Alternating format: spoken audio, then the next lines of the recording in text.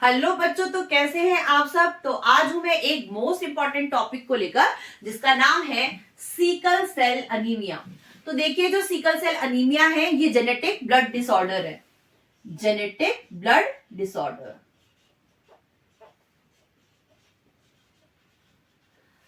ये एक autosomal recessive disease है। ऑटोसोमल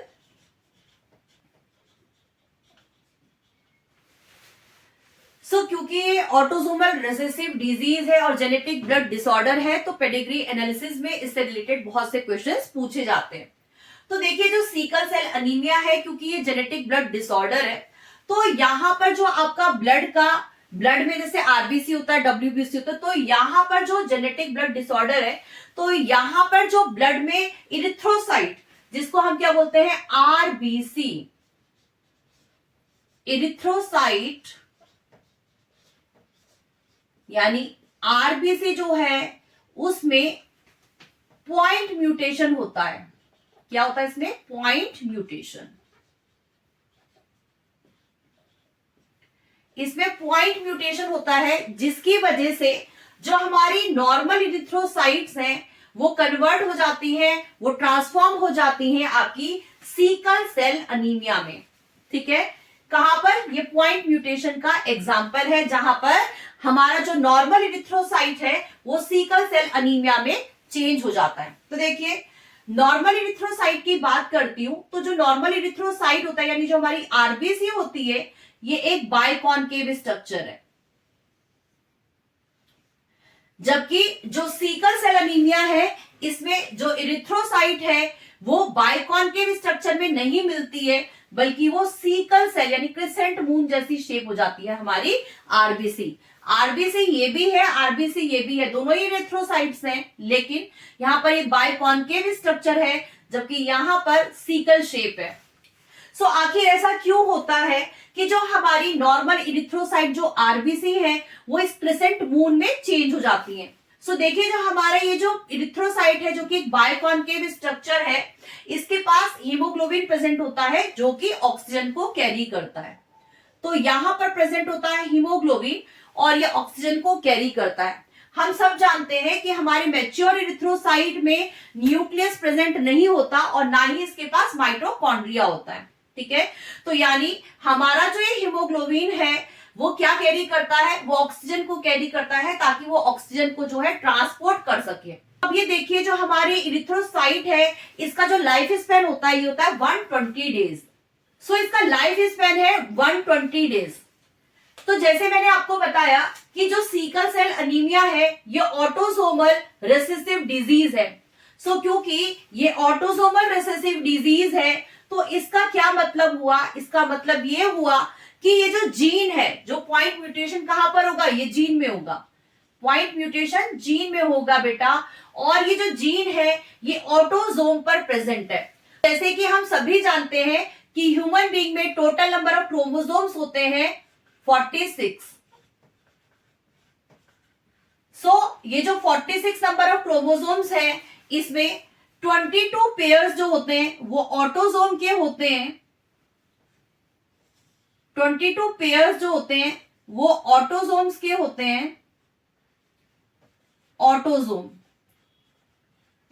और एक पेयर जो है, ठीक है, वो किसका होता है? सेक्स क्रोमोसोम का।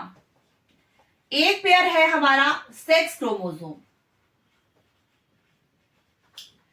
होता क्या है, जो हमारे सेक्स क्रोमोसोम है, इसका मतलब अगर बात करती हूं मैं फीमेल की तो उसके पास XX प्रेजेंट होता है, और अगर बात करती हूं मैं मेल की तो इसके पास XY क्रोमोसोम प्रेजेंट होता है। ये है आपका मेल के लिए और ये है हमारा फीमेल के लिए। ठीक है, हम ये सभी जानते हैं कि ये हमारे सेक्स क्रोमोसोम है। जैसे मैंने अभी आपको बताया कि जो ये सीकल सेल अनीमिया है ये सेक्स क्रोम लिंक डिजीज नहीं है, ये ऑटोसोमल रिसेसिव डिजीज है। तो इसका मतलब ये हो गया कि हमारी जो ये जीन है जहां पर पॉइंट म्यूटेशन होता है, ये आपके ऑटोसोम पर एग्जिस्ट करता है। ठीक है, ये आपके सेक्स क्रोमोसोम पर एग्जिस्ट नहीं करता है। तो आखिर 22 पेयर्स में से कौन से नंबर के क्रोमोसोम पर ये पॉइंट म्यूटेशन होता है? तो देखिए जो 22 पेयर्स ऑटोसोम के हैं, ठीक है, यहां पर जो आपका 11वें नंबर का क्रोमोसोम होता है, 11वें नंबर का क्रोमोसोम, 11वें नंबर क्रोमोसोम में जो कि सबसे लार्जेस्ट आपका क्रोमोसोम होता है ह्यूमन बीइंग में, ठीक है, तो 11वें नंबर क्रोमोसोम में जो होता है पॉइंट म्यूटेशन होता है, क्योंकि यहां पर HBB जीन प्रेजेंट होती है।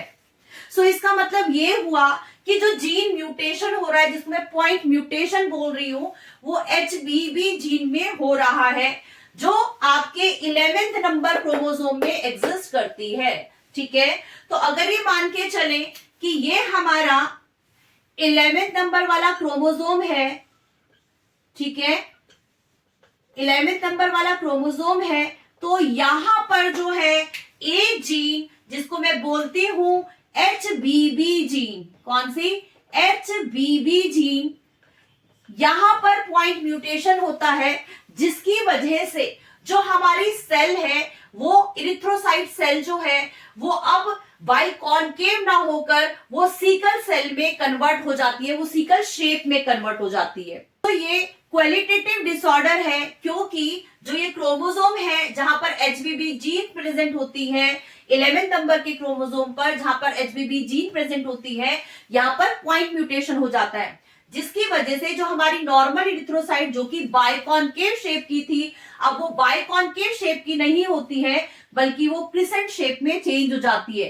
तो यहां पर डिसऑर्डर किस में हुआ, क्वालिटी में हुआ, ठीक है, क्वांटिटी में डिसऑर्डर नहीं हुआ है, क्वांटिटी उसकी अभी भी उतनी ही है, लेकिन उसकी शेप में, उसके स्ट्रक्चर में कुछ चेंज हो गया है। जो हमारा इरिथ्रोसाइट है वो क्वालिटी में एक डिसऑर्डर को शो कर रहा है, तो इसीलिए इसको क्वालिटेटिव डिसऑर्डर भी बोलते हैं। सो देखिए जो हमारा हीमोग्लोबिन होता है, जो हमारा हीमोग्लोबिन है, ये हेम और ग्लोबिन दो कंपोनेंट से मिलकर बना है, ठीक है, हीमोग्लोबिन जो है हेम और ग्लोबिन, ठीक है, दो कंपोनेंट से मिलकर बना है। अब देखिए इस हीमोग्लोबिन में जो हेम है ये नॉन प्रोटीन पार्ट है, जो हेम है ये नॉन प्रोटीन पार्ट है, जबकि जो ये ग्लोबिन है ये प्रोटीन पार्ट है, ठीक।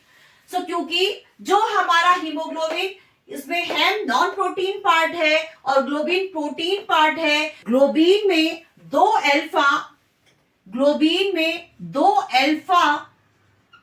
सब यूनिट्स और दो बीटा सब यूनिट्स होती हैं, ठीक है, दो अल्फा सब यूनिट्स और दो बीटा सब यूनिट्स प्रेजेंट होती हैं। सो ग्लोबिन जो है वो प्रोटीन है और यहां पर दो अल्फा और दो बीटा सब यूनिट्स प्रेजेंट होती हैं, जबकि हेम जो है वो एक नॉन प्रोटीन पार्ट है। सो अभी हम ये देखते हैं,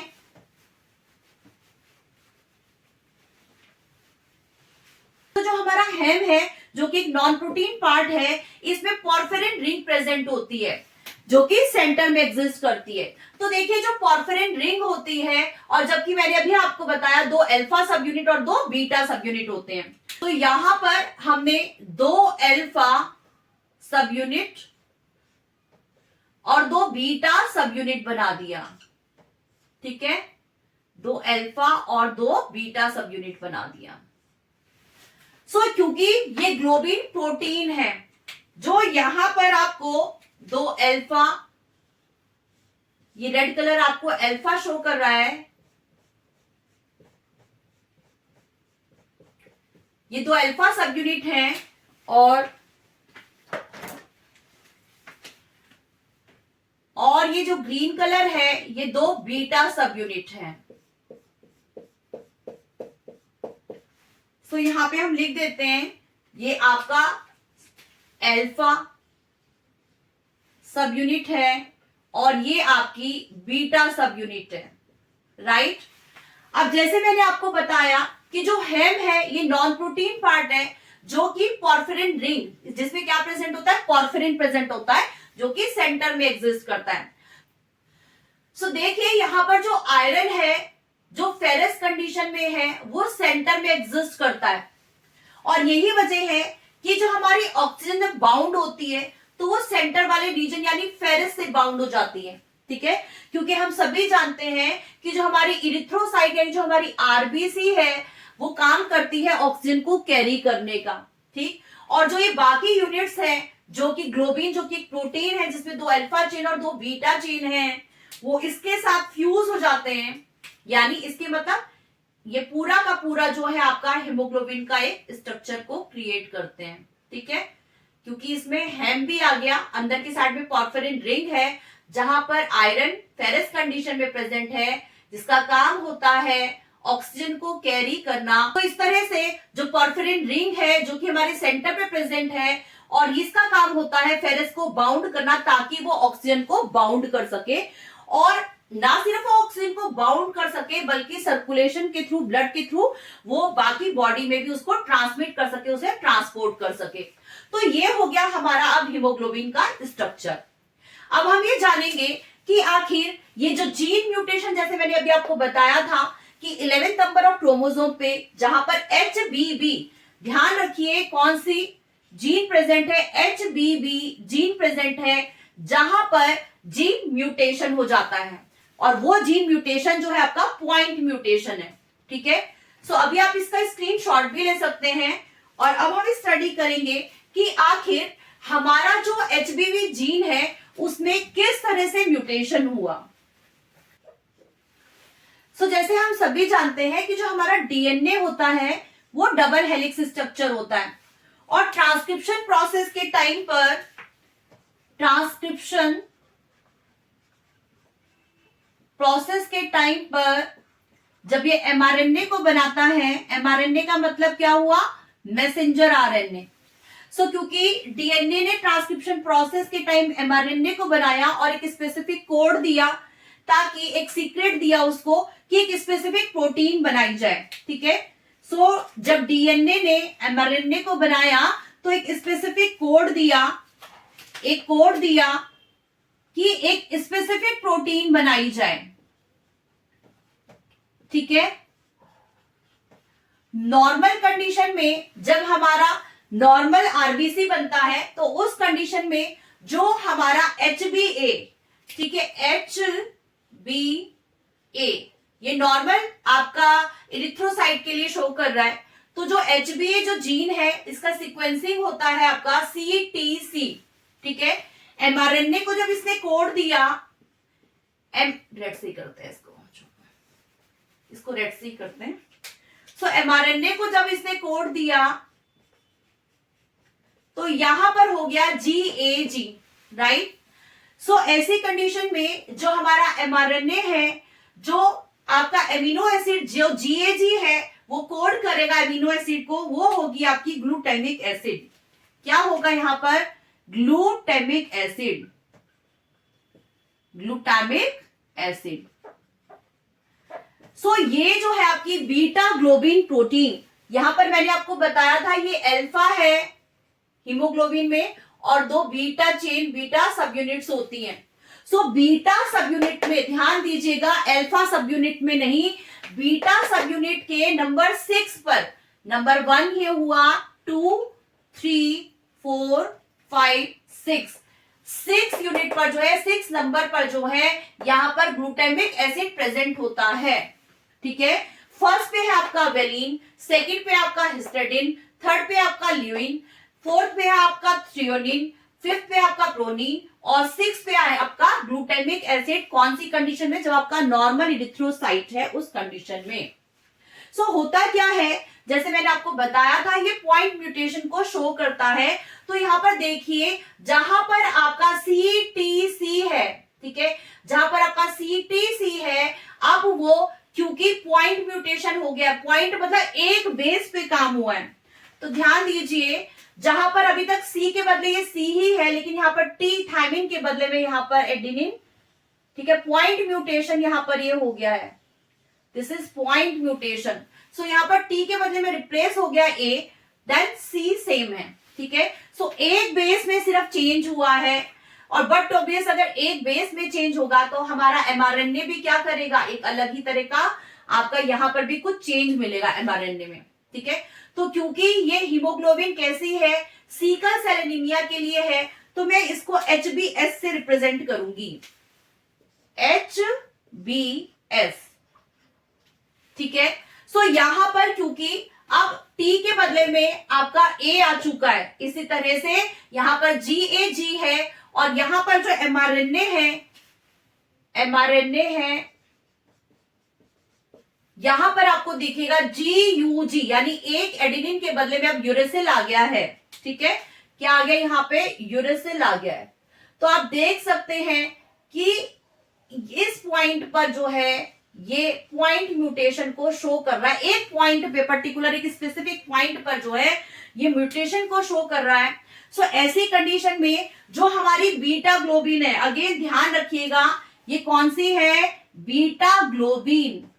सो ऐसी कंडीशन में जो हमारी बीटा ग्लोबिन है उसकी 6 पोजीशन पर, जहां पर नॉर्मल कंडीशन में ग्लूटामिक एसिड प्रेजेंट होता है, यहां पर अब 6 पोजीशन पर, तो काउंट करते हैं, नंबर 1 2 3 4 5 6 पोजीशन पर जो है अब वेलिन आ जाता है, ठीक है। 6 पोजीशन पर वेलिन आ जाता है। सो इस तरह से जो हमारी इरिथ्रोसाइट थी वो अब सीकल सेल में चेंज हो जाती है, जो अर्लियर बाइकॉन्केव स्ट्रक्चर की थी, क्योंकि जो हमारे बीटा यूनिट्स हैं और जो हमारे अल्फा यूनिट्स हैं ये कहीं ना कहीं आपस में कनेक्टेड होते हैं, और जब उनके स्ट्रक्चर में चेंज होता है सो ऐसी कंडीशन में यहाँ पे एक स्ट्रेच आता है, एक स्ट्रेच आने की वजह से यहाँ पर जो है उसकी जो शेप होती है अब वो बायकॉन्केव न रहकर सीकल सेल में, क्रिसेंट मून में जो है वो चेंज हो जाती है।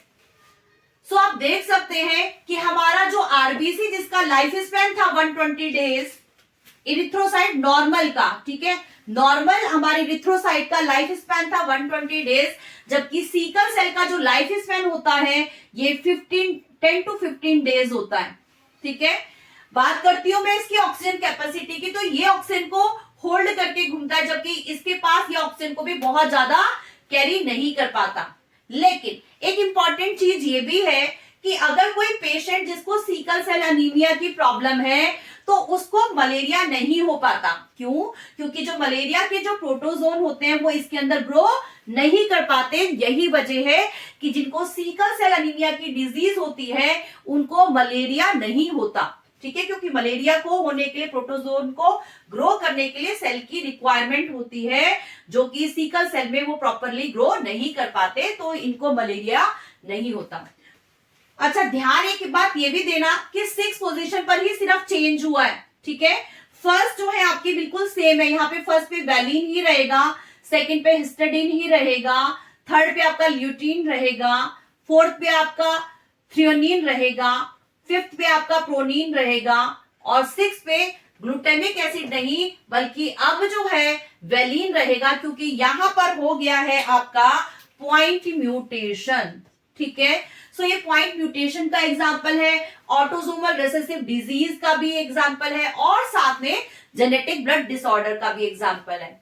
सो इस तरह से आपने ये देखा कि जब बीटा जो ग्लोबिन है, ये बीटा ग्लोबिन के जो यूनिट्स हैं जब आपस में कंबाइन करेंगे अल्फा, क्योंकि बीटा चेन जो है वो अल्फा के साथ जब ये कंबाइन करेंगे सो ऐसी कंडीशन में यहां पर एक खिंचाव होगा, ठीक है। और क्योंकि जब यहां पर खिंचाव होगा जिसकी वजह से जो हमारी बाइकॉनकेव शेप है वो बाइकॉनकेव नहीं रहेगी बल्कि वो सीकल सेल में चेंज हो जाएगी, ठीक। सो देखिए जो HbA है ये एक नॉर्मल हीमोग्लोबिन है, जबकि जो HbS है ये आपका सीकल सेल हीमोग्लोबिन है। सो इस कंडीशन में कि अगर हेटेरोजाइगस कंडीशन मिलती है इंडिविजुअल में, यानी एक नॉर्मल हीमोग्लोबिन के साथ में अगर कॉम्बिनेशन है आपका HbS का, तो एक पर्सन सरवाइव कर सकता है हेटेरोजाइगस कंडीशन में। लेकिन अगर कोई इंडिविजुअल होमोजाइगस कंडीशन में है, इसका क्या मतलब हुआ कि एक HbS यानी एक तो हीमोग्लोबिन सीकल सेल वाला उसको मदर से मिला, और दूसरा HbS भी अगर उसको अपने फादर से मिला, ऐसी कंडीशन में जो इंडिविजुअल है वो सरवाइव नहीं कर सकता, क्योंकि जो हमारी सीकल सेल है उसके पास ऑक्सीजन को होल्ड करने की पावर नहीं है, और प्लस जो आपकी सीकल सेल है उसका लाइफ स्पैन भी बहुत कम है। अब बात करती हूं मैं आपकी सीकल सेल की, तो जो सीकल सेल है ब्लड सर्कुलेशन के टाइम पर जब ब्लड मूव करता है, वेसल्स में मूव करता है, तो क्योंकि जो आपकी सीकल सेल की जो शेप होती है वो क्रिसेंट शेप की वजह से स्टिकी नेचर के होते हैं, और क्योंकि ये स्टिकी नेचर के होते हैं तो यहां पर एक्यूमुलेट हो जाएंगे, जिसकी वजह से जो वेसल्स है वो ब्लॉक हो जाएंगी। ठीक है, सो यही वजह है कि होमोजाइगस कंडीशन में किसी इंडिविजुअल का सर्वाइवल पॉसिबल नहीं है। ठीक है, अब अगर हेट्रोजाइगस कंडीशन है तो हेट्रोजाइगस कंडीशन में जब आपके पास एक नॉर्मल हीमोग्लोबिन है, ठीक है, और दूसरा आपके पास एचबीएस है, तो ऐसी कंडीशन में आप कैरियर हो। ठीक है, तो वो इंडिविजुअल कैरियर है। सो ये कैरियर उस कंडीशन में अगर वो ऐसे एटमॉस्फेयर में रह रहा है जहां पर ऑक्सीजन की डेफिशिएंसी है, राइट, सो ऐसी कंडीशन में जो इंडिविजुअल जो कि कैरियर है, अगर वो ऑक्सीजन की जहां पर अमाउंट कम है, ऐसे एनवायरमेंट में अगर वो रहता है तो उसको सफोकेशन फील होगा, क्योंकि यहां पर अभी भी जो है आपका एचबीएस प्रेजेंट है, यानी सीकल सेल प्रेजेंट है। ठीक है, और ये कैरियर जो है उसको सर्वाइवल में उस कंडीशन में जहां पर, ठीक है, ऑक्सीजन की डेफिशिएंसी है, अगर ऑक्सीजन नॉर्मल है then this individual will survive. ठीक है, लेकिन होमोजाइगस कंडीशन में सर्वाइवल जो है इम्पॉसिबल है। ठीक है, सर्वाइवल नहीं हो सकता। और हाँ, जेम्स बी हेरिक वो फिजिशियन है जिन्होंने इस सीकल सेल एनीमिया को डिस्क्राइब किया था। सो आई होप सो कि ये जो सीकल सेल एनीमिया का जो एक टॉपिक है ये आप सभी को बहुत ही अच्छे से क्रिस्टल क्लियर हो गया होगा। तो अगर आपको सीकल सेल एनीमिया का ये जो टॉपिक है बहुत अच्छे से क्रिस्टल क्लियर हो गया है, तो क्यों ना आप अपने इस वीडियो को अपने फ्रेंड्स के साथ भी शेयर कर दे। तो मिलते हैं देन एक न्यू वीडियो में। और हाँ, अगर आपको किसी भी टॉपिक में कोई डाउट है या समझने में कोई दिक्कत है तो आप मुझे कमेंट कर सकते हैं, डेफिनेटली मैं आपके लिए उस पर वीडियो जरूर बनाऊंगी। तो मिलते हैं देन एक न्यू वीडियो में। Till then stay safe, bye bye.